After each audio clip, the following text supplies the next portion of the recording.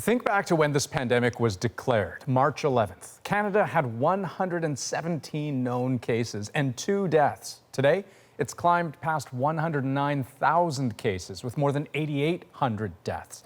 It's a clear answer to the question, is the virus dangerous? But in 4 months, other answers to basic questions are still evolving. Even something as simple as, how do most people get infected? How effective are masks? And where are we on treatments, vaccines? When will we have them and how reliable will they be? Back to basics on the table tonight. And joining me to help us through it all, 2 doctors joining us, 2 infectious diseases specialists, Dr. Lynora Saxinger and Dr. Raywat Deonandan. Hello to the both of you. Dr. Deonandan, maybe I'll start with you. Just a really basic question. In the overall kind of arc of where we are with this pandemic, beginning, middle, end, where are we? We are in the first half of the first inning of a 9-inning ball game. So we've seen the first assault on our societies come to a close to some extent as this first wave comes to an end, but we're seeing a shift in responsibility. I'm fond of saying this is no longer the domain of doctors and scientists. Now the burden of responsibility shifts to the citizens to hold down the fort by doing responsible things. So now we're just trying to hold the caseload down and wait the number of months or years even until a viable solution, strategy, therapy, vaccine manifests. Right, and I mean, we're in the first inning, and yet so much has changed in that time. Dr. Saxinger, just on the question of transmission, I mean, I guess we knew early on that the biggest threat was people, not things. And yet, I mean, a lot of us were preoccupied with things like wiping down our groceries, not touching door handles, not touching newspapers. How has our thinking evolved on that? Well, I think a lot of early actions were driven by unknowns and driven by fear. But at the end of the day, this disease is spread from people who are infected, usually people who unwittingly are spreading it to others before they have significant symptoms or without really pondering the significance of their symptoms, if that makes sense. We're a society that tends to just keep on going in spite of nuisance symptoms, and we have to stop doing that. And so sharing airspace, sharing close contact, prolonged time, indoors time, are the things that keep on emerging as being the biggest risk for transmission.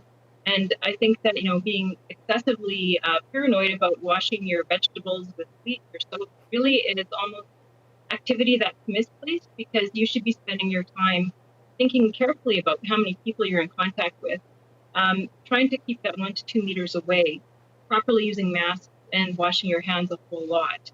And that budgeting of your time and your effort, I think, is what we need to do to get us through the next part of the pandemic. Because do we even know of certain cases where surface transmission was the culprit, or even in a large volume of cases?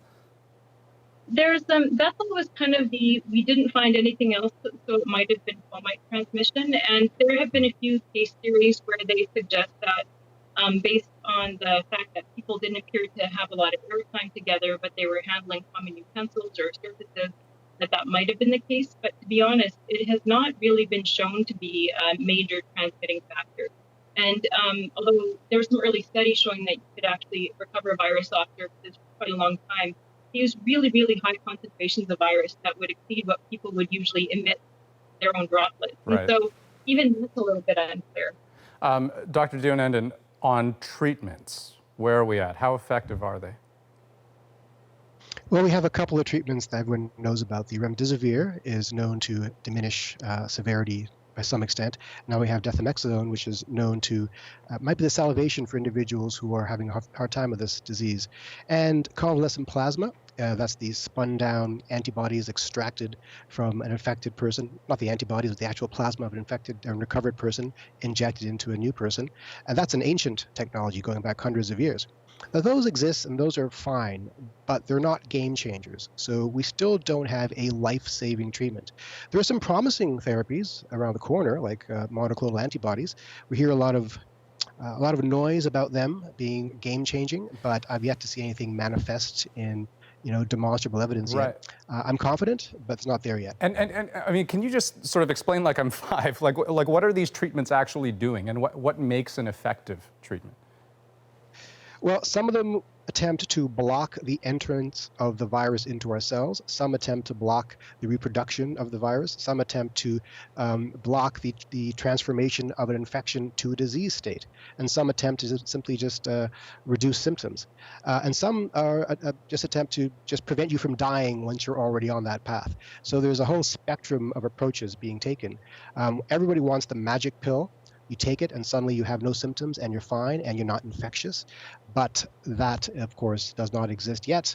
And instead, we're going to have a spectrum of possible treatments that we can deploy to a variety of different kinds of presentations. Well, on that note then, Dr. Saxinger, let's talk about vaccines. I mean, I remember once upon a time, these were just going to be the silver bullet, the be-all, end-all. Now, I feel like that hope has almost been diffused in the sense that we don't really know how effective a vaccine would be, how long immunity would last. So where are we at there? Well, as you alluded to, I think that people have seen vaccines as the way out for a long time now, but there's been some suggestions in the literature lately that maybe the antibody response wanes more quickly than we would like it to. But at the same time, although I think people took that news kind of hard, that suggestion, we still actually don't have a full grasp on the level of antibodies you need to be able to be protected. And we also are just working out how much cell-mediated immunity might affect your resistance to infection.